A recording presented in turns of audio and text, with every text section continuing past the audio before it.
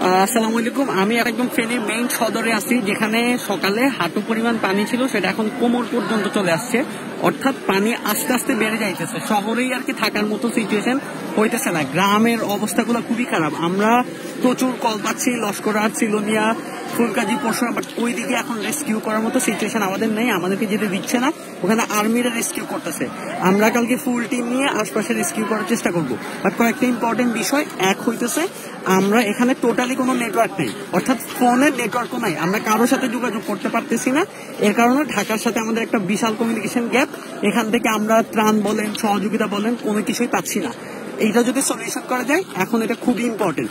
আর দ্বিতীয়ত হচ্ছে, আমাদের অনেক ক্যাশ টাকা, অ্যাকাউন্টে টাকা থাকলেও ক্যাশ টাকা নাই, লিকুইড অ্যাসেটটা নাই। তো ঢাকা থেকে যারাই আসবেন, লিকুইড টাকা নিয়ে আসেন, ক্যাশ টাকা নিয়ে আসেন, বিকাশে টাকা নিয়ে আসেন না। তৃতীয়ত হইতেছে, পানি রীতিমতো বাড়তেছে। এখন এখানে থাকারও সেফ না আর কি। সো প্ল্যান বি যদি রাখা যায়, তাহলে অন্য কোনো জায়গায় যদি সেফলি রাখা যায়, তাহলে সেটা একটা ভালো অপশন হইতে পারে। অ্যান্ড পানি আসলে বাড়তেছে, আমরা কি করবো কিছুই বুঝতেছি না।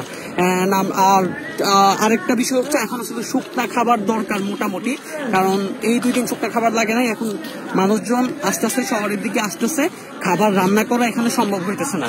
সো শুকনা খাবার দরকার, যত পারেন ঢাকা থেকে শুকনা খাবার পাঠান। আর ঢাকা থেকে খুব বেশি মানুষ আসার দরকার নাই, এখানে থাকার মতো সিচুয়েশন নাই কোনো। আমরা এখানে একটা মাত্র হোটেল পাইছি, এখানে পানি নাই, কারেন্ট নেই, কিছু নাই, আমরা জাস্ট থাকার জন্য যাইতেছি।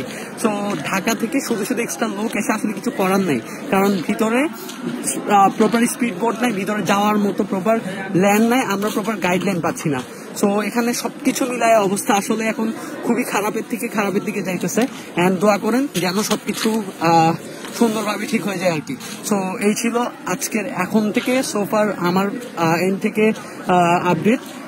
আসসালামু আলাইকুম।